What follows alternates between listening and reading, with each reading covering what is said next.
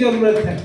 आखिर बाबा साहब अम्बेडकर के आंदोलन को चलाने के लिए हम समझदार बुद्धिजीवी कैसे होंगे?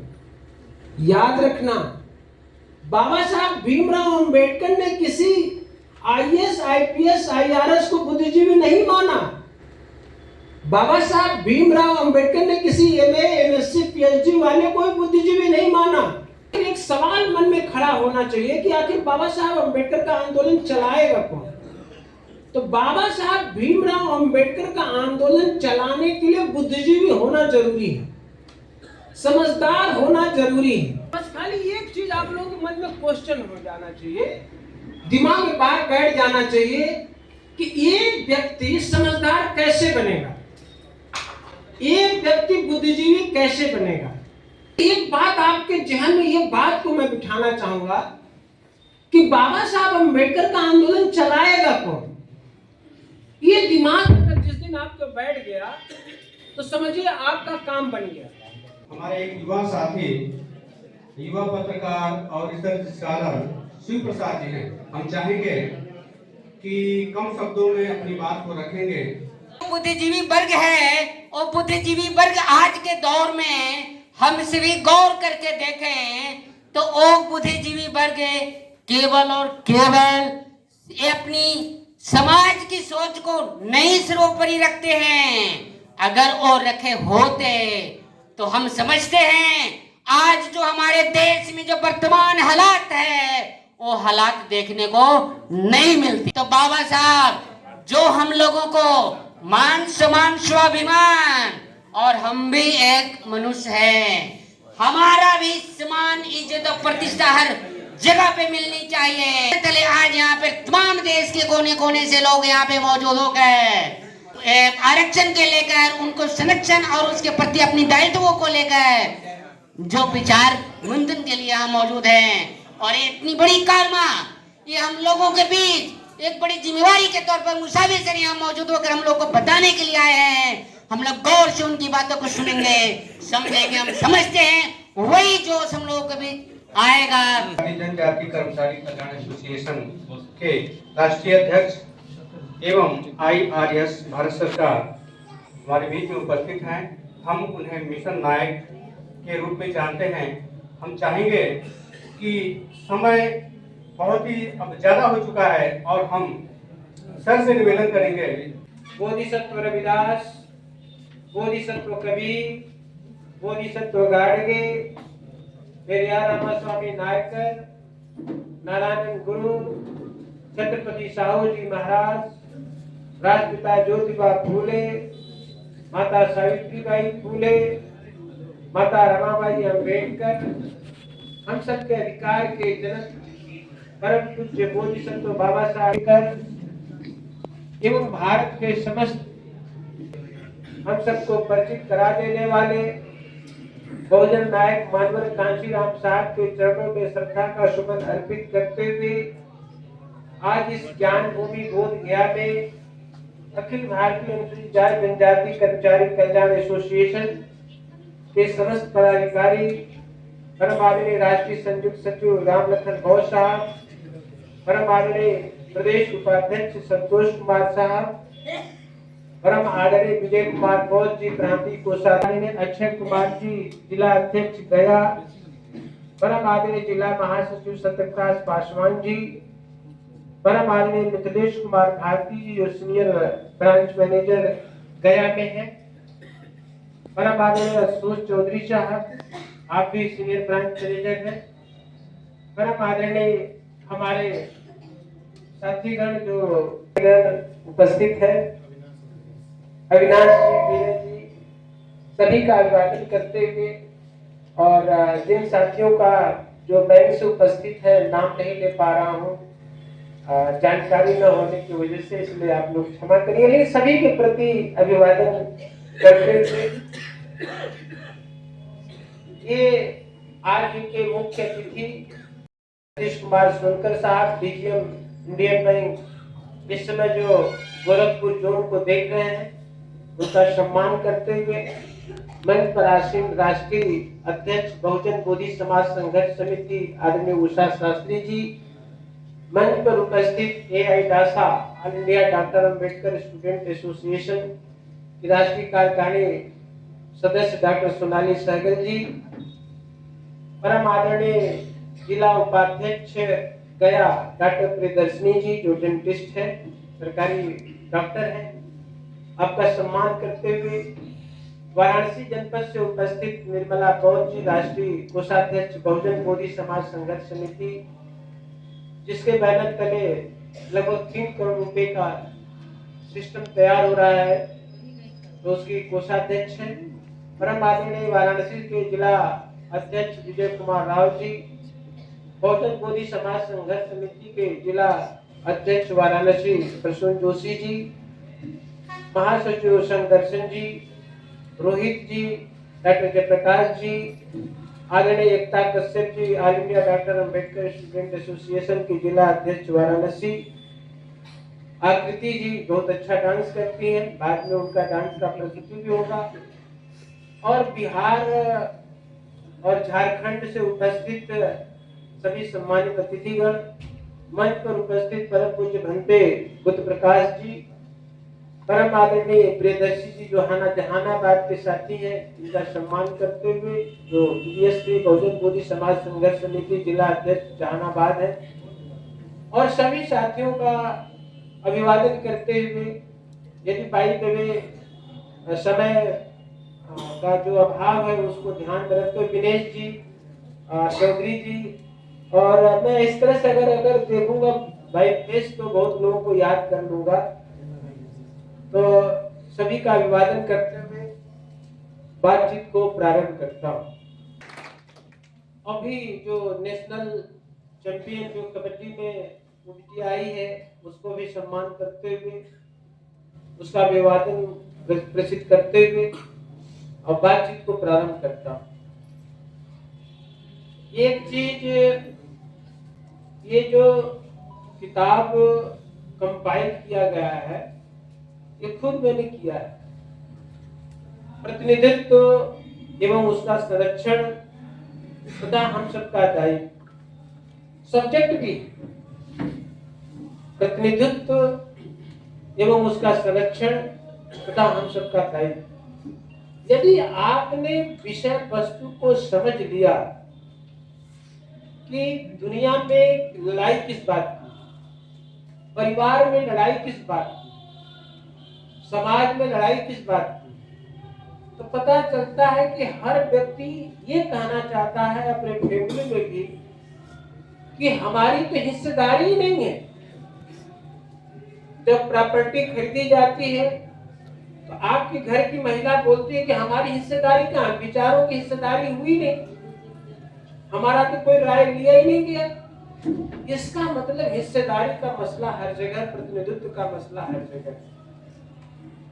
और जिस दिन आपको ये समझ में आ जाएगा कि हर व्यक्ति को प्रतिनिधित्व देना है, चाहे स्पोर्ट्स में हो, चाहे सांस्कृतिक सिस्टम पर हो, चाहे पॉलिटिकल राइट्स की बात हो, चाहे आर्थिक पॉइंट की बात हो, हर जगह बात आ रही है रिप्रेजेंटेशन का।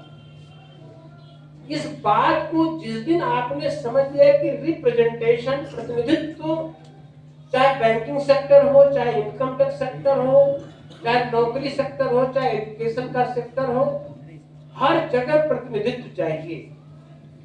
और इस बात को जिस दिन आपने समझ लिया कि प्रतिनिधित्व आपका है कि नहीं, इस जो देश आजाद हुआ, इस देश की आजादी में और जो आजादी में आपको हासिल हुआ, और जब देश आजाद हुआ तो आप इस देश में आपके हुक्मरान में कितनी हिस्सेदारी है ये आपको सोचना पड़ेगा। आपको ये भी सोचना पड़ेगा कि जितनी भारत के लैंड है उसमें हमारी कितनी हिस्सेदारी है। आपको ये सोचना पड़ेगा कि जो एजुकेशन सिस्टम है पूरा भारतवर्ष का, उसमें आपका प्रतिनिधित्व मतलब हिस्सेदारी आपकी कितनी है। उसी तरह से सर्विस सेक्टर का भी ध्यान रखना पड़ता है कि वहां भी हमारी कितनी हिस्सेदारी है। विषय वस्तु यदि आपने समझ लिया कि प्रतिनिधित्व एवं उसका संरक्षण तथा हमारा दायित्व, अगर विषय को समझ लिया तो समझिए कि हम जितनी बातें आपसे बोलने वाले हैं आप समझ जाएंगे।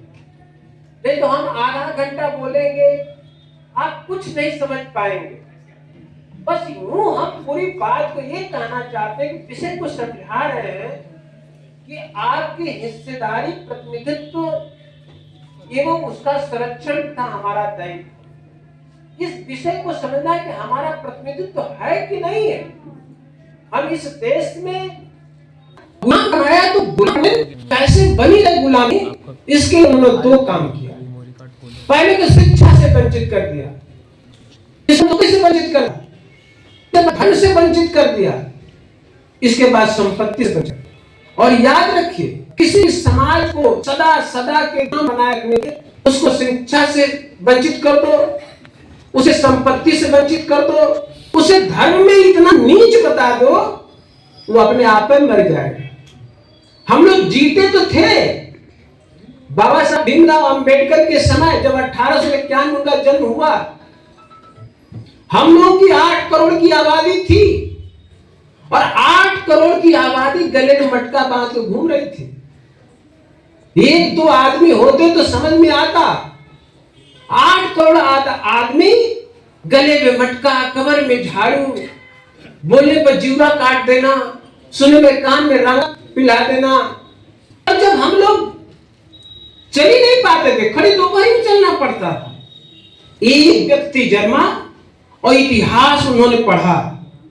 26 साल तक बाबा साहब ने एमए किया, एमएससी किया, बीएससी किया, एलएलबी किया, डीलिट किया, बार क्लास किया। इतनी पढ़ाई करने के बाद बाबा साहब अंबेडकर ने इतिहास समझ लिया कि हम लोग इस देश के गुलाम नहीं हैं, हम लोग इस देश को हुक्मरान हैं। तो बाबा साहब अंबेडकर ने एक झटके में ये कह दिया कि हम लोग नीच नहीं हैं, हम लोग अछूत नहीं हैं, हम लोग अस्पृश्य नहीं हैं, हम लोग इस देश के मूल निवासी, इस देश को हुक्मरान हैं। ये बाबा साहब भीमराव अंबेडकर ने कहा।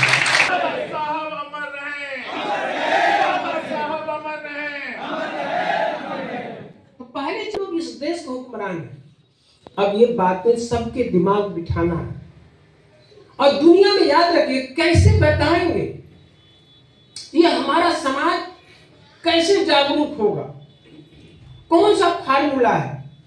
परमादरणीय संतोष कुमार जी बोल रहे थे, जो प्रांतीय उपाध्यक्ष एसडीओ हैं बिजली विभाग में, उन्हें कहा N/D/S, शायद आपको समझ में नहीं आया।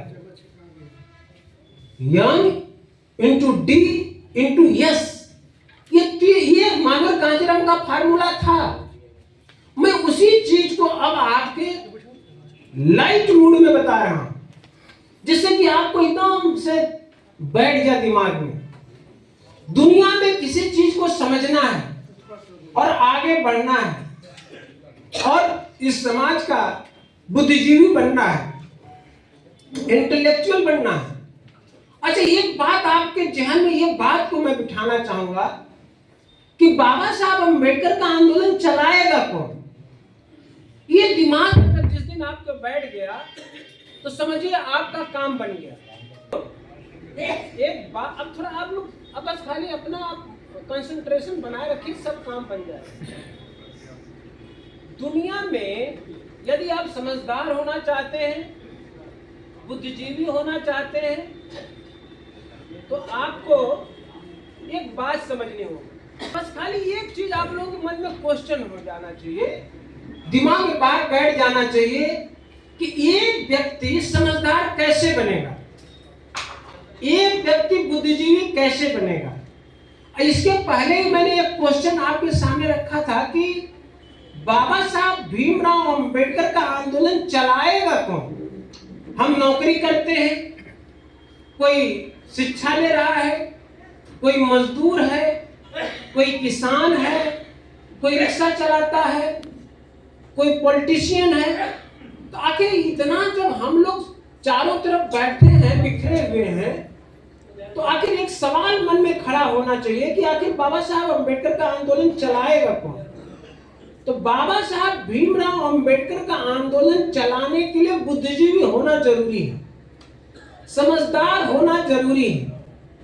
ये बात आपके जेहन में यदि बैठ गया कि मुझे समझदार होना जरूरी है, बुद्धिजीवी होना जरूरी है।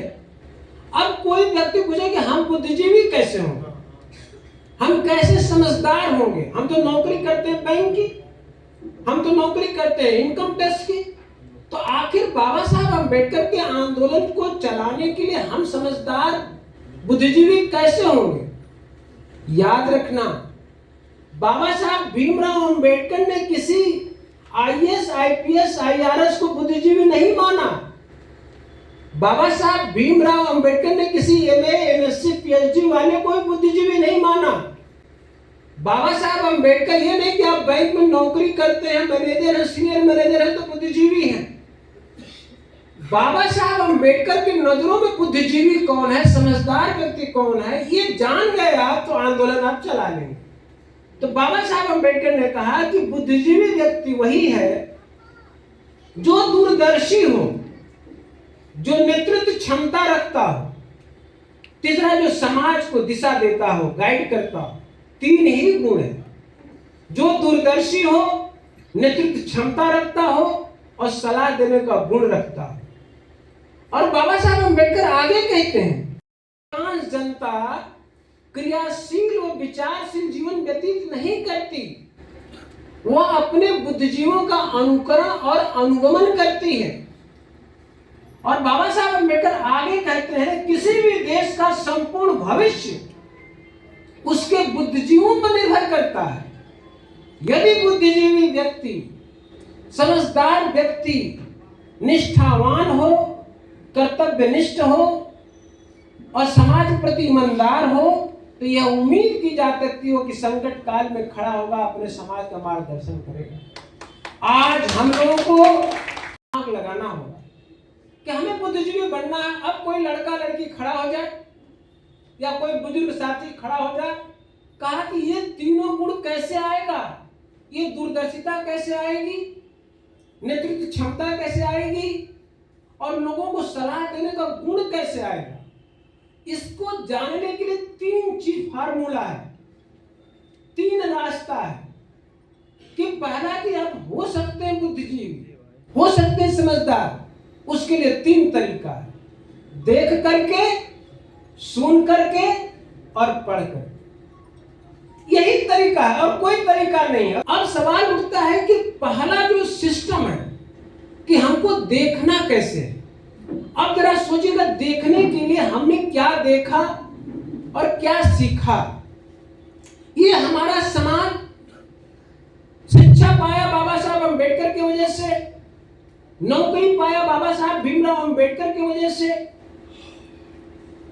ग्राम पंचायत का प्रधान हुआ बाबा साहब अम्बेडकर की वजह से, विधायक हुआ बाबा साहब अम्बेडकर की वजह से, एमपी हुआ बाबा साहब अम्बेडकर की वजह से।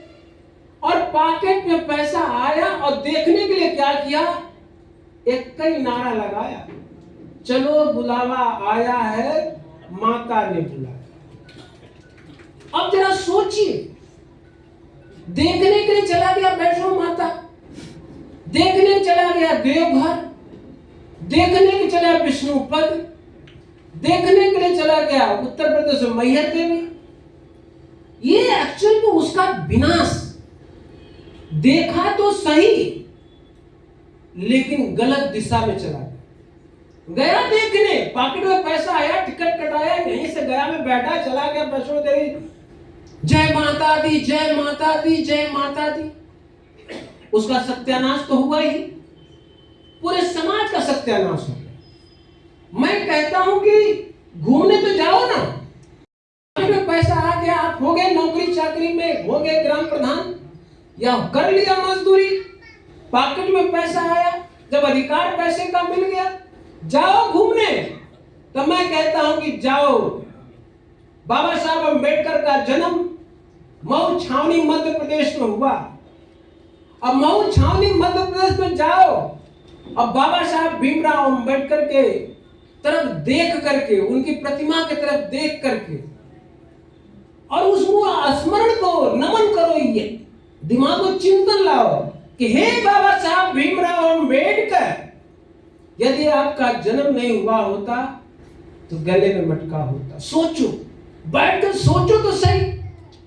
कौन कहता है कि हम लोग इंटेलेक्ट समाज बुद्धिजीवी नहीं है? सोचो सही। हमारा काम है सोचवा देना। बुद्ध ने कहा कि समाज को यह बताओ कि मैं उसका मुक्तिदाता नहीं हूं, समाज को यह बताओ कि मैं मार्गदाता हूं। हम आपको मार्ग बता रहे हैं देखने के लिए कि आप देखने की इच्छा मन में अगर आती है तो जाइए मऊ छावनी और बाबा साहब अम्बेडकर के चरणों में बैठ करके नमन करिए और स्मरण करिए, याद करिए कि हे बाबा साहब अम्बेडकर, आपका जन्म नहीं हुआ होता तो गले में मटका होता, आपका जन्म नहीं हुआ होता तो कमर में झाड़ू होता, आपका जन्म नहीं हुआ होता बोलने पर जुब्बा काट ली जाती। सोचिए तो सही, आपका जन्म नहीं हुआ होता तो सुनने में कान में रांगा पिला दिया जाता। बाबा साहब अम्बेडकर, आपका जन्म नहीं हुआ होता तो हम चल नहीं पाते, खड़ी दोपहरी में चलना पड़ता था। तब उनको आगे आप धन्यवाद प्रकट करिए। हे बाबा साहब भीमराव अम्बेडकर, आपके जन्म से पहले 8 करोड़ की आबादी पशुवत की जिंदगी जी रही थी, लेकिन आपने जन्म लिया और हम लोगों को पशु से इंसान बना दिया। इसलिए हम आपको नमन करते हैं, वंदन करते हैं। इसी तरह से अब आप बाबा साहब अम्बेडकर के साथ बुद्ध की प्रतिमा लगी रहती है, अनायास नहीं लगी रहती। हम अम्बेडकरवादी हैं तो बुद्धवादी हैं, बुद्ध के दर्शन पर चलने वाले हैं। ये बाबा साहब भीमराव अम्बेडकर ने 14 अक्टूबर 1956 को नागपुर के दीक्षा भूमि में बौद्ध धर्म की दीक्षा लिया। 14 अक्टूबर 1956 को यही परम पूज्य बोधिसत्व बाबा साहब अम्बेडकर ने कहा कि हम नीच नहीं हैं, हम अछूत नहीं हैं, हम अस्पृश्य नहीं हैं, हम दलित नहीं हैं, हम लोग तो इस देश के मूल निवासी बौद्ध हैं। ये बाबा साहब अम्बेडकर ने 14 अक्टूबर 1956 को कहा। ये बात सबको जानना, वहां जाना है। और एक बात आप लोगों से मेरी विनती है कि आप लोग दीक्षा भूमि जरूर जाइए, संकल्प लीजिए कि जरूर सतनामे में माताएं बहनें जितनी बैठी हैं उनसे मेरा विशेष अनुरोध है कि आप अपने घर में इस बात को भी बताइए कि चलो दीक्षा भूमि नागपुर चलते हैं, घूम आते हैं, देख लेंगे दूरदर्शिता आ जाएगी, देख लेंगे ज्ञान आ जाएगा। अब मैं आगे आपको घुमा रहा हूं, अभी देखने की बात कर रहा हूं। बाबा साहब अम्बेडकर का परिनिर्वाण जिसे मृत्यु कहते हैं 6 दिसंबर 1956 को हुआ। उनके सम्मान में चैत्य बना। चैत्य का मतलब होता है मठ, स्मारक। उनके सम्मान में चैत्य भूमि मुंबई में बना। मैं आप सबसे विनती करता हूं, चैत्य भूमि जाइए, बॉम्बे में बहुत अच्छे प्लेस पर बना है।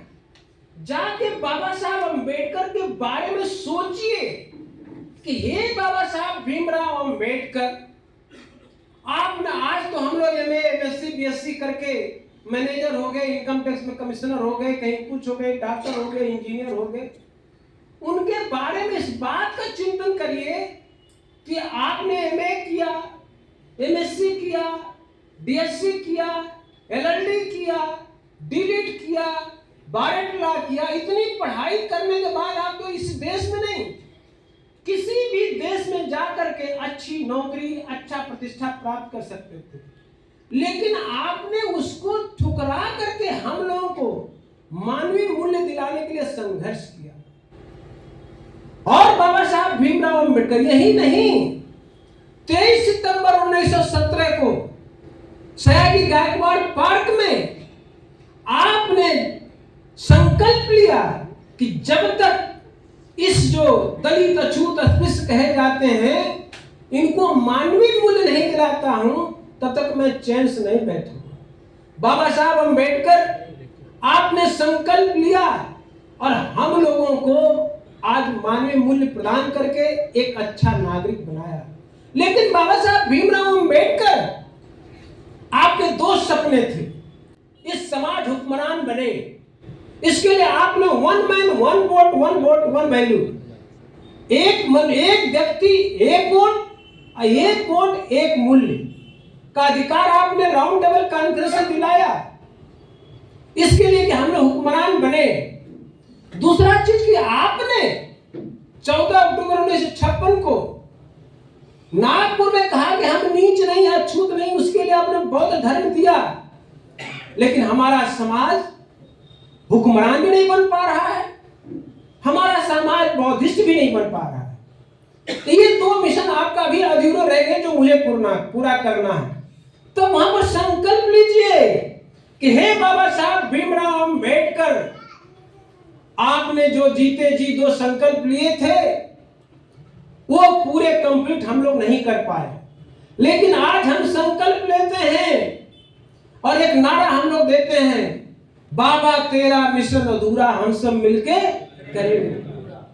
तो बाबा साहब भीमराव अंबेडकर, आज हम लोग संकल्प लेते हैं कि आपके अधूरे मिशन को पूरा करने के लिए हम लोग संकल्प लेते हैं और मरने से पहले आपके संकल्प को हम लोग पूरा कर देंगे। ये आपको मन के अंदर विचार लाना होगा। डू और डाई का मतलब क्या हुआ? करो या फिर मरो, तो आत्महत्या हो गया। हम एग्जाम पास नहीं कर पाए तो मर जाए, काम है खत्म। नौकरी नहीं मिली, काम तो डू और डाई में है। तो डू और डाई का मतलब क्या हुआ? कंपटीशन की तैयारी कर रहे हैं, तो किस कंपटीशन की? बैंकिंग की। और मैंने तो ऐसे तैयारी कर रहा हूं डू और डाई, या तो नौकरी मिले या तो फिर आत्महत्या, तो पंखा ही है। अब ये कौन सा संकल्प है? तो मैं ये कहता हूं कि डू और डाई नहीं, do before die. Do before, मरने से पहले करो, ये संकल्प लेने की जरूरत है। मरने से पहले करो, आत्महत्या थोड़ी, वो तो गांधी ने सिखा दी। लेकिन बाबा साहब अंबेडकर ने कहा कि मरने से पहले कुछ तो कर जाओ,